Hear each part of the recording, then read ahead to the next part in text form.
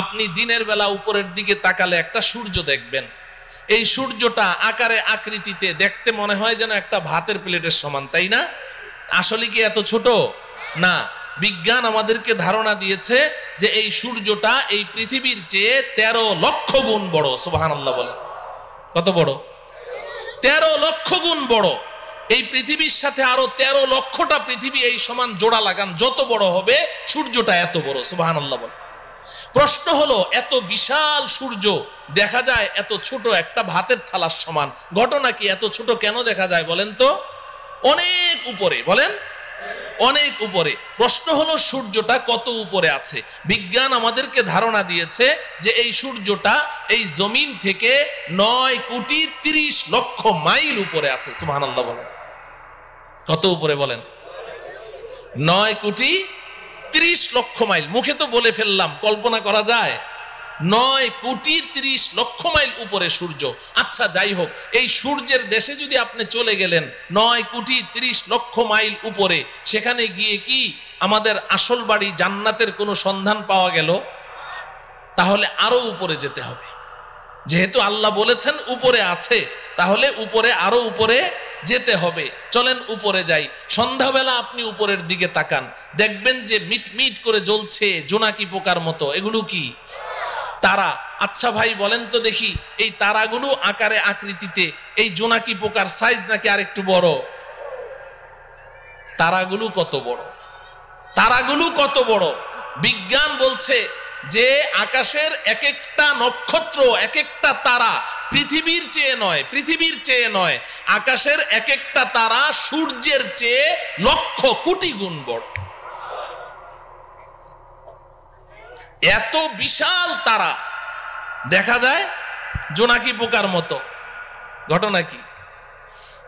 আরো উপরে, বলেন আরো উপরে। প্রশ্ন হলো তারাগুলো কত উপরে আছে? তারাগুলো কত উপরে আছে? বিজ্ঞান এ ব্যাপারে আমাদেরকে কোনো ধারণা দিতে অক্ষম। তবে অনেক গবেষণা করে বিজ্ঞান একটা তারার সন্ধান বের করেছে, যেটা পৃথিবীর সবচেয়ে কাছে, সবচেয়ে নিচের যেই তারকাটি, জমিনের সবচেয়ে কাছে, এটার নাম বিজ্ঞান দিয়েছে প্রক্সিমা সেন্টারাই। বিজ্ঞান বলে প্রক্সিমা সেন্টারাই নামের এই দুনিয়ার সবচেয়ে কাছের যেই তারাটি, এটা এই জমিন থেকে 25 লক্ষ কোটি মাইল উপরে আছে। কত উপরে? 25 লক্ষ না, 25 লক্ষ কোটি মাইল উপরে। 25 কোটিও না, 25 লক্ষও না, কত? 25 লক্ষ কোটি মাইল উপরে হচ্ছে সবচেয়ে কাছের তারা। তাহলে উপরের তারাগুলো কোথায় আছে? বিজ্ঞান বলে এই ব্যাপারে আমরা কোনো ধারণা দিতে পারবো না। তাফসিরে রুহুল বায়ান নামে একটি কিতাব আছে, তাফসিরের কিতাব। তাফসিরে বলেন রুহুল বায়ান, তাফসিরে রুহুল বায়ান। এই কিতাবের মধ্যে আছে, আল্লাহর কুদরত বুঝার জন্য বলছি, আমাদের বিবেকের মধ্যে এতটুকু ধারণ ক্ষমতা নেই বুঝার মতো, আল্লাহর কুদরত একটু বুঝার জন্য বলছি। এই যে স্টেজে লাইট জ্বলছে, এই যে আলো জ্বলছে, এই আলো দৌড়ায় কি দৌড়ায় না? আলো দৌড়ায় না?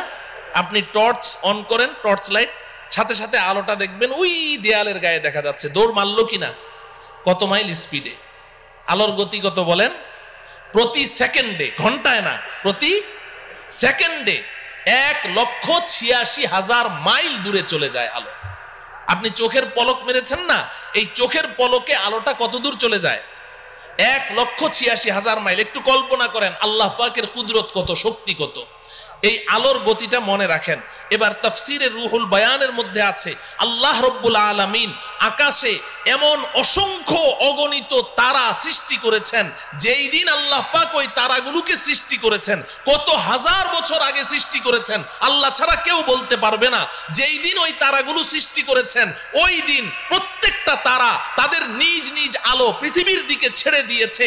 ওই আলোগুলো দৌড় শুরু করেছে প্রতি সেকেন্ডে 1,86,000 মাইল স্পিডে দৌড় শুরু করেছে। আজও সেই আলো পৃথিবীর দিকে দৌড়াচ্ছে, আজও দৌড়াচ্ছে, এখনো পর্যন্ত পৃথিবীতে এসে পৌঁছতে পারে নাই। অতএব কল্পনা করে দেখুন যে আকাশের তারাগুলো কোথায় আছে। আল্লাহ। আচ্ছা, সেই আকাশের তারা যেখানে আছে সর্বোচ্চ তারা ওই পর্যন্ত গেলাম, কিন্তু আসল বাড়ির কোনো খোঁজ খবর পাওয়া গেল? হ্যাঁ, তাইলে আরো উপরে যেতে হবে। যেতে রাজি? এই জমিন থেকে সবার উপরে যেই তারাটি আছে এর উপরে আর কোনো তারা নেই, সৌরজগৎ শেষ, এরপরে মহাশূন্য শুরু হয়ে গেছে। এই জমিন থেকে সবার উপরে যেই তারাটি আছে ওই পর্যন্ত আপনি যেই পরিমাণ পথ অতিক্রম করলেন, সবার উপরের তারাটা পার হয়ে আরো ঠিক এই সমপরিমাণ মহাশূন্য পাড়ি দিয়ে আপনি যদি উপরে যেতে পারেন, সেখানে গিয়ে পাবেন প্রথম আসমানের তলা। কি পাওয়া যাবে? প্রথম আসমানের তলা পাওয়া যাবে। আসমান আছে না নাই? হ্যাঁ, বিজ্ঞান কি বলে? বিজ্ঞানের ছাত্ররা এখানে আছে না? বিজ্ঞান তো আসমানকে স্বীকার করে না। বিজ্ঞান বলে আকাশ বলতে কিছু নেই। আল্লাহ, আকাশ আছে তো? বিজ্ঞান অস্বীকার করলো যে। একটা গল্প শুনবেন। আমি তখন হেফজখানায় পড়ি, আমাদের উস্তাদজির মুখে শুনেছি। এক বুড়ি, তার পৃথিবীতে একটা পুত্র সন্তান, আর কেউ নেই। ওই পুত্র সন্তানটাই তার অন্ধের যষ্টি, ওইটাই তার সম্বল। অনেক শখ করে ওই বুড়ি তার ছেলেকে বিয়ে করিয়েছে, তবে পুত্রবধূ সর্বসাকুল্যে 1.5 হাত লম্বা। কত? 1.5 হাত লম্বা মানুষদেরকে আপনারা কি বলেন? বাউন, বামুন, বাইটটা। আচ্ছা বলেন, বামুন বলেন, ওই ময়মনসিংহের ওইদিকে বামুন বীর বলে, তো বাইটটা।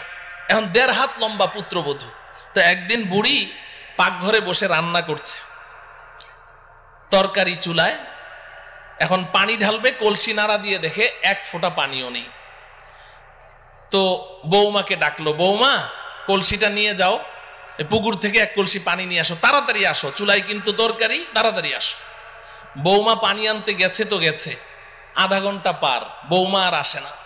বুড়ি চিৎকার করে বলছে, বৌমা পানি আনতে তো 5 মিনিট লাগে, তুমি আধা ঘন্টা পর্যন্ত করছোটা কি? তরকারি পুড়ে ছাই, আজকে কপালে আর তোমার খাবার জুটবে না, তুমি গেলে কোথায়, মরলে নাকি?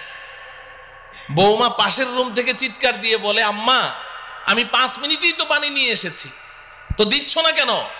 ওই আম্মা একটা অ্যাক্সিডেন্ট হয়ে গেছে। কি অ্যাক্সিডেন্ট হলো? বলে যে আম্মা বিয়ের সময় আপনি না আমাকে একটা স্বর্ণের চেইন দিয়েছিলেন। বলে হ্যাঁ, ওই চেইনটা ছিঁড়ে কলসির মধ্যে পড়ে গেছে। তো হয়েছেটা কি? কলসির মধ্যেই তো পড়েছে। কয় যে আম্মা হ্যাঁ কলসির মধ্যেই তো পড়েছে, তুমি নিজে দেখেছো? বলে আমি নিজের চোখে দেখলাম কলসির মধ্যে পড়েছে। তো তাহলে এক কাজ কর, তোর মাথায় কি বুদ্ধি শুদ্ধি নাই? তুই এক কাজ কর, কলসির মুখ দিয়ে হাতটা ভরে দে, কলসির তলা থেকে চেইনটা তুলে নে, পানিটা চেঞ্জ করে নিয়ে আয়, আর না হলে 5 মিনিট সময় বেশি লাগবে, তুই আধা ঘন্টা পর্যন্ত করছিসটা কি? বৌমা পাশের রুম থেকে চিৎকার দিয়ে বলে, আম্মা এই মাত্র আপনি যেই বুদ্ধিটা শিখাইলেন, আমি আধা ঘন্টা থেকে ওই কাজেই ব্যস্ত আছি। কিন্তু আম্মা বড় আশ্চর্যের ব্যাপার, আপনার কলসির তো তলা নাই। আপনার কলসির কি নাই? তলা নাই। বুড়ি পাকঘর থেকে বলে, বৌমা কলসির তলা তো কলসির তলার জায়গায় ঠিকই আছে, তুই যে বামুন বীর বাইটটা, তোর হাত খাটো ওই পর্যন্ত যায় না। বলেন ঠিক কিনা? আল্লাহ রাব্বুল আলামিন কোরআনে হাকিমে বারবার বলেছেন, একটি নয় দুইটি নয়, আমি 7টি আসমান সৃষ্টি করেছি। আল্লাহর কথা কখনো অবাস্তব হতে পারে না। আসমান তো আসমানের জায়গায় আছে। যে সকল বিজ্ঞানীরা তারা এই আসমানের অস্তিত্বকে অস্বীকার করেছে, তারা তো বাইটটা বামুন বীর, তাদের হাত খাটো ওই পর্যন্ত যায় না। এজন্য পৃথিবীর শ্রেষ্ঠ বিজ্ঞানী মুসলিম দার্শনিক, আপনারা সকলেই তার নাম শুনেছেন, মহাকবি আল্লামা ইকবাল রহমতুল্লাহি আলাইহি। নাম শুনেছেন? মহাকবি আল্লামা ইকবাল একজন শ্রেষ্ঠ দার্শনিক ছিলেন, শ্রেষ্ঠ বিজ্ঞানী ছিলেন। তিনি সারাটা জীবন বিজ্ঞানের পেছনে দৌড়িয়েছেন, অক্সফোর্ড ইউনিভার্সিটিতে পড়াশোনা করেছেন, ইহুদি খ্রিস্টানদের মাঝেই তিনি বেড়ে উঠেছেন, কিন্তু আল্লাহ পাক তার নসিবে হেদায়েত লিখে রেখেছেন, এজন্য তিনি নষ্ট হন নাই, বেলাইনে যান নাই। তিনি সারা জীবন বিজ্ঞানের পেছনে দৌড়িয়ে জীবনের শেষ মুহূর্তে এসে আত্মসমর্পণ করেছেন।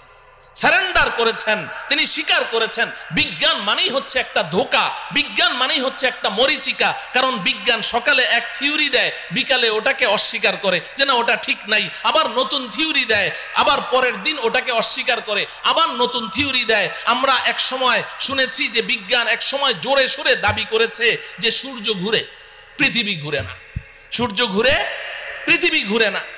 এরপর মাঝখানে আরেক দল বিজ্ঞানী কিছুদিনের জন্য আবিষ্কার হলো, তারা এসে বলল যে না আগের বিজ্ঞানীদের থিওরি ভুল। বলে সঠিকটা কি? কয় যে পৃথিবী ঘুরে, সূর্য ঘুরে না। এখন বর্তমান দুনিয়ার সমস্ত বিজ্ঞানী প্রায় একমত, তারা বলে আগের দোনোদল বিজ্ঞানীদের থিওরি ভুল। বলে সঠিকটা কি? কয় যে সূর্যও ঘুরে, পৃথিবীও ঘুরে। বলে কি বলে না? এখন বর্তমান বিজ্ঞানের দাবি কি? সূর্যও ঘুরে, পৃথিবীও ঘুরে।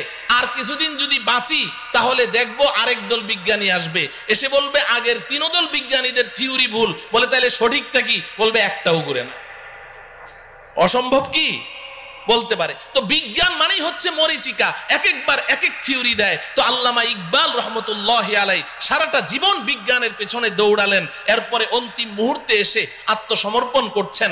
কোই कहता है नहीं है, कोई कहता है कि है, या खबर है या नहीं है तेरी दुनिया का वजूद।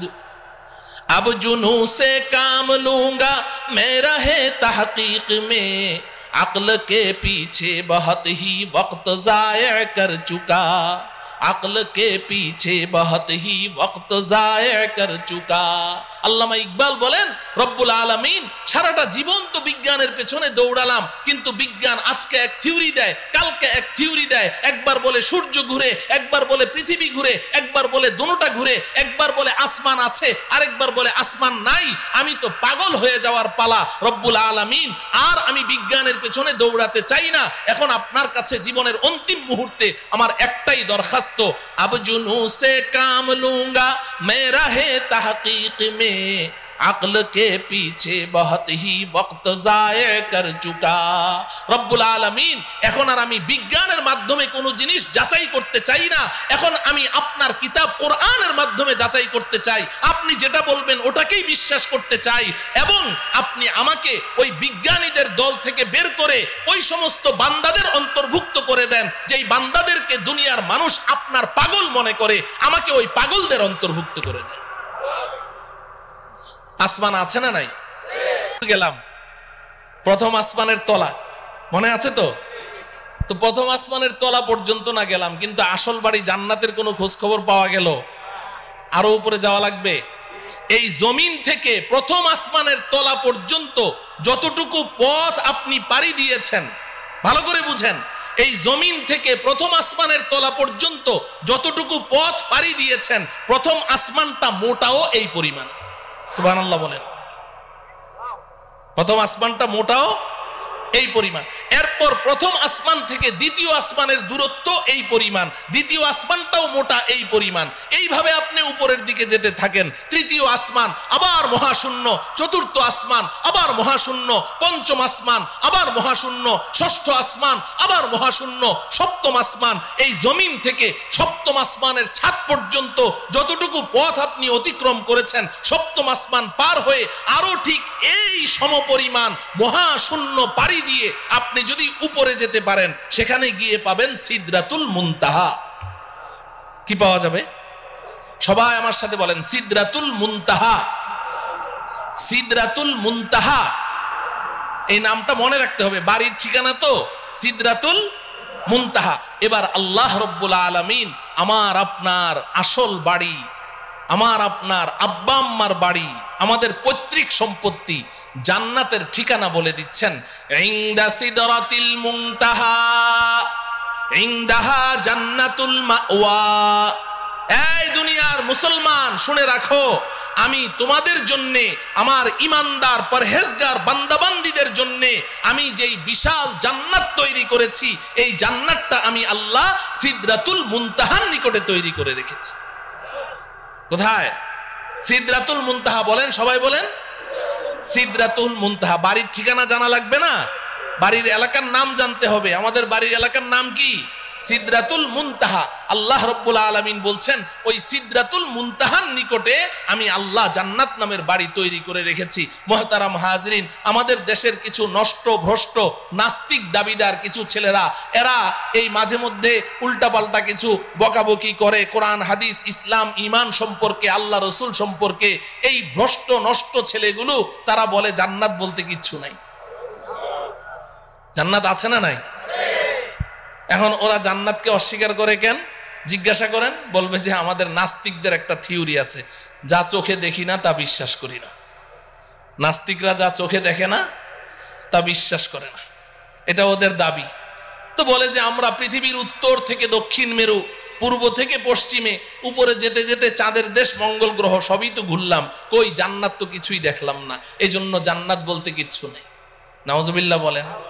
আচ্ছা বলেন, জান্নাতটা কোন জায়গায় আছে? সিদরাতুল মুনতাহা। সিদরাতুল মুনতাহা কোথায় আছে বুঝলেন তো? তো এখন এই নাস্তিকগুলো এই ঢাকার শাহবাগ চত্বরে বসে বসে ওখান থেকে বুঝি সিদরাতুল মুনতাহা দেখা যাবে? হ্যাঁ, তো দুনিয়াতেও তারা জান্নাতকে অস্বীকার করেছে, সিদরাতুল মুনতাহা পর্যন্ত পৌঁছতে পারলো না, দুনিয়াতে অস্বীকার করেছে।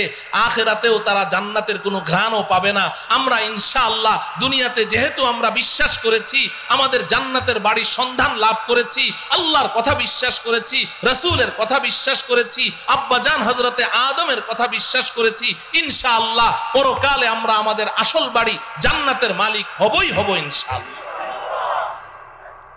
আল্লাহ রব্বুল আলামিন আমাদের সবাইকে আমাদের আসল বাড়ি পর্যন্ত অতি নিরাপদে পৌঁছার তৌফিক দান করুন। তো বাড়ির সন্ধান তো পাইলাম, কোথায় আছে? এখন প্রশ্ন হলো যাব কেমনে? ঠিক কিনা? হ্যাঁ, যাব কেমনে? যাব কেমনে? এতক্ষণ পর্যন্ত ওয়াজ খুব মজা লেগেছে, কারণ এতক্ষণ গল্প করলাম। তো এখন থেকে ওয়াজটা একটু তিতা তিতা লাগবে, শুনবেন তো? হ্যাঁ, আসল ওয়াজ এখন থেকে শুরু। এতক্ষণ কিন্তু ওয়াজ ছিল না, এতক্ষণ গল্প গুজব করলাম, সময় কাটাইলাম। আসল ওয়াজ এখন থেকে। যাব কেমনে, এটার না দরকার, ঠিক কিনা বলেন? আচ্ছা বলেন, নিচ থেকে উপরের দিকে উঠার পদ্ধতি কি? আপনি যদি একটা কুয়ার নিচে পড়ে গেছেন, এখন আপনি উঠতে চান উপরে, হাউমাউ করে চিৎকার করছেন, ভাইরে আমারে উঠাও রে, মল্লাম রে, গেলাম রে। এখন আপনাকে এই কুয়ার নিচ থেকে ওই গর্তের ভিতর থেকে যদি উপরে তুলতে হয়, 4 কাজ করতে হবে। কয় কাজ বলেন? 1 নাম্বার, উপর থেকে একটা রশি ছাড়তে হবে, ঠিক না? মুখস্থ করেন। 1 নাম্বার কি? 2 নাম্বার হলো রশিটা শক্ত হওয়া লাগবে, ঢিলা ঢালা হলে ছিঁড়ে যাবে। 3 নাম্বার হলো যখন রশিটা উপর থেকে ছাড়া হলো, নিচ থেকে ওই রশিটা শক্ত করে চেপে ধরতে হবে, ঠিক কিনা? যদি আপনি সত্যিকারেই উপরে উঠতে চান তাহলে কি করতে হবে?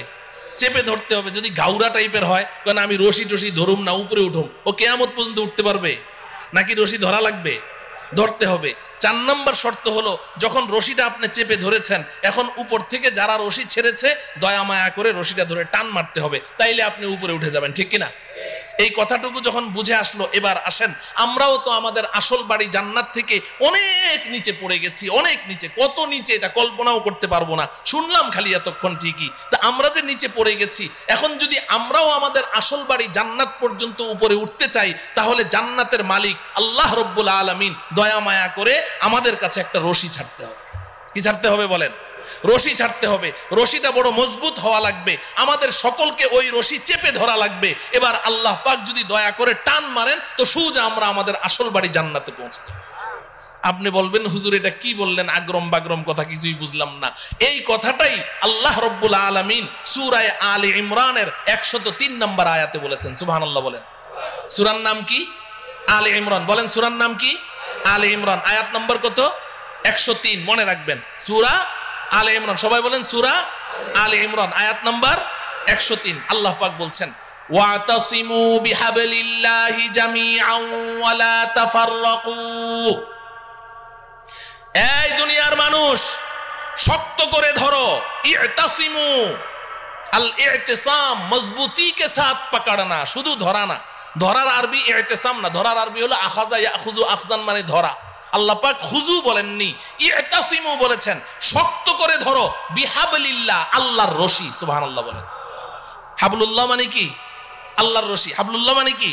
আল্লাহ বলছেন ইতাসিমু বিহাবলিল্লাহ, আল্লাহর রশি ধরো, জামিআন, সবাই মিলে ধরো, একজন দুইজন না, এই রশি ছিঁড়ার কোনো সম্ভাবনাই নাই, সবাই মিলে ধরো। ওয়ালা তাফাররাকু, আল্লাহর রশি ধরতে গিয়ে আপোষের মধ্যে বিচ্ছিন্ন হয়ে যেও না। সুবহানাল্লাহ বলেন। বুঝে থাকলে বলেন, সূরা আলে ইমরানের 103 নম্বর আয়াতে আল্লাহ পাক আমাদের সবাইকে কি ধরতে বলেছেন? কার রশি? কার রশি? সবাই বলেন কার রশি? আল্লাহর রশি ধরতে বলেছেন। তো ধরতে রাজি আছি তো? এখন প্রশ্ন হলো, আল্লাহ তো রশি ধরতে বলেছেন, রশিটা ছাড়লো কে? ছাড়লেন কে? রশিটাকে শক্ত বানাইলো কে? রশি ধরে টান মারবে কে? আমাদের কাজ কি? কথা বলে না। ধরা আমাদের কয় কাজ? বাকি 3 কাজ কার? ওই 3 কাজের ওয়াজের দরকার নেই, ওটা তো আল্লাহর কাজ। আমাদের কাজ কয়টা? তাইলে এখন প্রশ্ন হলো, ধরবো কেমনি? এই আমার ওয়াজ শেষ, রশিটা কি বাড়িতে যাইতে হবে না? ধরবো কেমনি? ধরার সিস্টেম লাগবে কি লাগবে না? নাকি সব ধরা একরকম, যে যেমনি চাই এমনি ধরলে হবে? না, এমনি ধরলে হবে না। আমি এক বক্তার ওয়াজ শুনেছিলাম ছোটবেলায়, গান শিখায়, গানের ওস্তাদ, বুড়া চিকনা চাকনা, আর ছেলে হইলো একেবারে নওজোয়ান তাগড়া। ও বলে ব্যান্ড সঙ্গীত শিল্পী হবে। ব্যান্ড সঙ্গীত কি জিনিস এটা যুবকদেরকে তো বুঝাইতে হবে না, বুড়ারা তো বুঝবেই না, ভ্যা ভ্যা করে চিল্লায় যে ব্যান্ড সঙ্গীত। এখন ওই ব্যান্ড সঙ্গীত শিল্পী হবে। এখন ওই বুড়া ওরে যতই গান শিখায়, ওই জোয়ানের গলা হইলো একটা বুড়া বকরির গলা, ফাটা বাস, ওটা দিয়ে কোনো গান বের হয় না। তো একদিন ওই উস্তাদের মন টন খারাপ, ছাত্র কয়, উস্তাদ মন খারাপকে? কয় যে তুই আমার সুরটা একটু ধরতে পারলি না, এই জন্য আমার মন খারাপ। কি করতে পারলি না? সুরটা একটু ধরতে পারলি না। এখন ছাত্রটা ছিল আমার মতো একটু বোকা শোকা, ও চিন্তা করে যে স্যারের সুরটা ধরতে হবে, তো এইটা স্যার আগে বললো না আজকে বলছে, তো অনেক চিন্তা ভাবনা করলো যে সুর কেমনে ধরা যায়। পরে ওর মাথায় বুদ্ধি আসলো, আরে সুর তো স্যারের গলা দিয়ে বাইর হয়। ও উঠে স্যারের গলা একদম সজোরে চিপে ধরেছে, এমন জোরে চেপে ধরলো, ধরে বলে যে স্যার আজকে 6টা মাস আপনি এত কষ্ট করলেন, আপনি প্রথম দিন বলতেন আমি প্রথম দিনই ধরে ফেলতাম। এখন আজকে আমি ধরেছি, আমি আর আজকে সুর ছাড়ছি না, আপনার যতক্ষণ মন ভালো না হবে আমি সুর ছাড়বো না। স্যারের জিহ্বা এতখানি বের হয়ে গেছে। এখন স্যার তো কথাবার্তা বলতে পারে না। এখন স্যার যত উ আ করে বুঝাইতে চেষ্টা করে যে বেটা সুর ধরার সিস্টেম তো এটা না, তুই সিস্টেম লস করেছিস, কিন্তু কথা তো বলতে পারে না, ও আ করে। তো ওই ছেলে মনে করেছে জুইত মতো ধরা হয় নাই, ও আরো শক্তি দিয়ে চেপে ধরেছে, তো 10 মিনিটের মধ্যে স্পট ডেড, ওখানেই শেষ। এটা বুঝি সুর ধরার সিস্টেম? কথা বলে না। তাহলে ধরায় ধরায় বেশ কম আছে, ধরায় ধরায় বেশ কম আছে। তো এখন আল্লাহ রব্বুল আলামিন তো বললেন যে আমার রশিটা চেপে ধর। 1 নম্বর হইল রশি চিনতে হবে, নাকি রশি চিনা লাগবে না? 2 নম্বর হলো রশি ধরার সিস্টেম জানতে হবে। কয়টা কথা? 2টা কথা। 1 নম্বর হলো রশি চিনতে হবে। বলেন 1 নম্বর কি? 2 নম্বর কি? রশি ধরার সিস্টেম নাকি চিনা লাগবে না? রশি চিনা লাগবে। আমাদের দেশের কিছু ভাই তো রশি চিনতে ভুল করে ফেলেছে। এই বেচারারা সূরা আলে ইমরানের 103 নম্বর আয়াত পড়ে এখন পেরেশান, আল্লাহর রশি কোথায় পাওয়া যায়। কারণ রশি না ধরলে তো আর বাড়িতে যাওয়া লাগবে না, রশি তো ধরাই লাগবে। এখন খুঁজতে খুঁজতে অস্থির, কোথায় রশি পাওয়া যায়, কোথায় তো রশি নাই। পরে চিন্তা করলো যে কোরআন নাজেল হয়েছে মক্কায়, আচ্ছা ওখানে যাই। হজ করতে গেছে, মক্কা মদিনা পুরা ঘুরে আসলো, কেউ রশি চিনে না। দেশে আসার পরে মন টন খারাপ, রশি ধরতে পারলাম না, তাইলে তো আর জান্নাতের বাড়িতে যাওয়া হবে না। পরে দেখে সর্বনাশ, এই পাশের জেলায় ফরিদপুর গেলেই তো রশি পাওয়া যায়। কোথায়? কথা বলে না। আছে না নাই? কয়টা? কয়টা? কয় যে পাইছি, একে জন্মের মতো গিয়ে চেপে ধরে। ও আমার প্রিয় ভাইয়েরা, আপনাদের বিবেকের কাছে জানতে চাই, আল্লাহ তাআলা এমন রশির কথা বললেন যেই রশি পৃথিবীর কোথাও নাই, মক্কায়ও নাই, মদিনায়ও নাই, ফরিদপুর জেলায় গেলে পাই। এই রশি কি সেই রশি? এই রশি কি সেই রশি? তাইলে কি আমরা সবাই একমত হতে পারি যে আমাদের যে সমস্ত ভাইয়েরা ওই ফরিদপুরের 8 রশিতে গিয়ে হাত দিয়েছে তারা রশি চিনতে ভুল করেছে? যদি এই এলাকায় কেউ থাকেন আজকে তওবা করবেন, আজকে তওবা করবেন। করবো তো ইনশাআল্লাহ। ওই রশি না রে ভাই, আল্লাহর রশি কি এটা আগে চিনতে হবে। তাফসিরের কিতাব খুলেন, আমার কথা শোনার দরকার নেই, আমি তো সূরার নাম আয়াত নাম্বার বলে দিয়েছি। আপনি যে কোনো একটা গ্রহণযোগ্য তাফসিরের কিতাব খুলেন, সব মুফাসসিরিনে কেরাম এক কথা বলেছেন, এখানে কেউ 2 কথা বলেন নাই। তারা পরিষ্কার বলে দিয়েছেন হাবলুল্লাহি আল কুরআন, আল্লাহর রশির নাম হলো আল কুরআন। সুবহানাল্লাহ। আল্লাহর রশির নাম কি? আল্লাহর রশির নাম কি? তাইলে রশিটা কি আল্লাহ ছেড়েছেন না এখনো ছাড়েন নাই? হ্যাঁ ছেড়েছেন। এখন কি করা লাগবে আমাদের? ধরা লাগবে। তাইলে এখন শেষ ওয়াজ হইল ধরবো কেমনে, ঠিক কিনা? শেষ ওয়াজ কি, ধরবো কেমনে? আচ্ছা দেখেন, এই যে আমার সামনে রশি আছে, এই যে রশি ধরলাম, এই যে দেখেন রশি ধরলাম, তো আঙ্গুল লাগে কয়টা? হ্যাঁ, কেউ যদি বলে যে আমি 5 আঙ্গুল দিয়ে ধরুম না, 4 আঙ্গুল দিয়ে ধরুম, তো ঝুলে থাকতে পারবে? টান মারলে ঝুলতে পারবে? 2 আঙ্গুল দিয়ে ধরলে? 5 আঙ্গুল দিয়ে যদি ধরি, এবার মাইকম্যানকে বলেন রশি টান দিবে, রশি ছিড়বে, আমার হাত ছুটবে না, ঠিক কিনা? তাইলে শক্ত করে ধরতে হইলে আঙ্গুল লাগে কয়টা? আল্লাহর রশি ধরতেও আঙ্গুল লাগবে 5টা। সুবহানাল্লাহ বলেন। এখন আমি এই 5টা আঙ্গুলের নাম বলবো, সবাই মুখস্থ করবেন। বাকি 5 আঙ্গুলের ওয়াজ আর করা আজকে হবে না, পাশেই তো থাকি, আরেকবার আসমনি যদি আল্লাহ তৌফিক দেয়। 5 আঙ্গুলের ওয়াজ, এক একটা আঙ্গুলের ওয়াজ 1 ঘন্টা করে কমপক্ষে লাগবে, তাইলে না 5 আঙ্গুলের ওয়াজ করা যাবে, ঠিক কিনা? তো এখন 5টা আঙ্গুলের নাম আগে মুখস্থ করেন। আমি সংক্ষিপ্ত একটা এক্সরে রিপোর্ট দিয়ে যাই যে আঙ্গুলগুলো সুস্থ আছে কিনা, ধরা আছে কিনা। হ্যাঁ, মাঝে মধ্যে এক্সরে রিপোর্টটা বাইর করে দেখবেন, দেখবেন তো ইনশাআল্লাহ। আল্লাহর রশি ধরার 1 নম্বর আঙ্গুলের নাম হলো ঈমান। বলেন, সবাই বলেন। 1 নম্বর আঙ্গুলের নাম কি? ঈমান। 2 নম্বর আঙ্গুলের নাম ইবাদত। সবাই বলেন, ইবাদত, ইবাদত। 3 নম্বর আঙ্গুলের নাম মুআমালা। আমি পরে অর্থ বলে দিব, এখন না বুঝেই মুখস্থ করেন। মুআমালা, মুআমালা, মুআমালা। 4 নম্বর মুআশারা, মুআশারা, মুআশারা।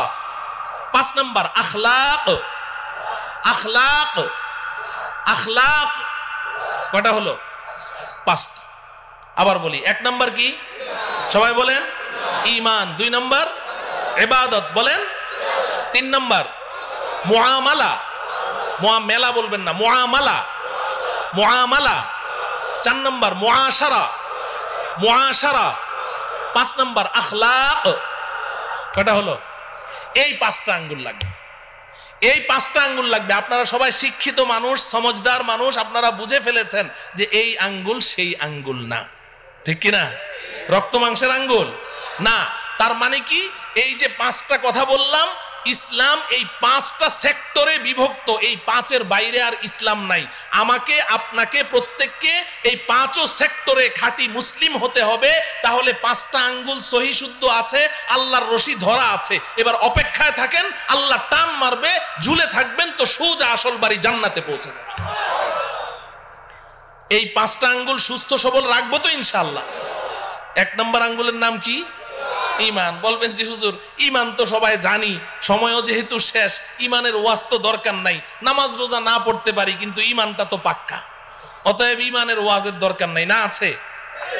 হ্যাঁ, ঈমানের ওয়াজের দরকার আছে, খুব বেশি ঈমানের ওয়াজের দরকার।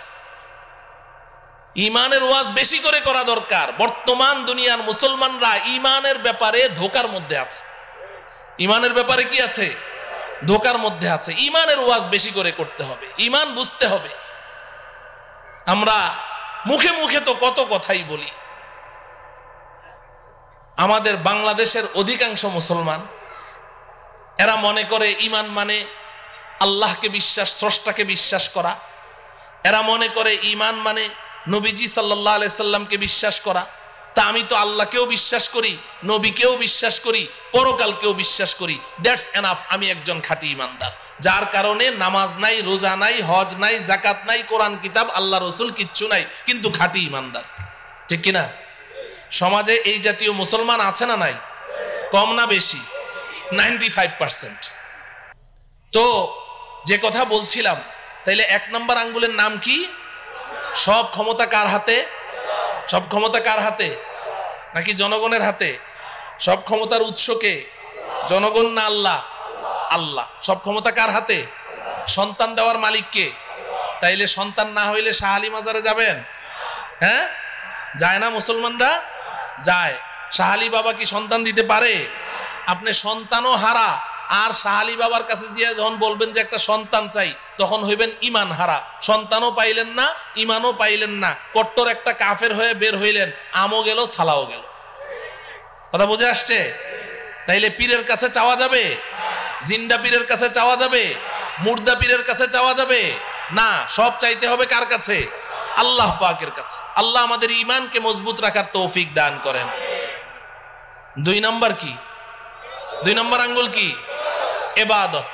ইবাদত নামাজ কি? কথা বলে না। রোজা কি? যাকাত কি? হজ কি?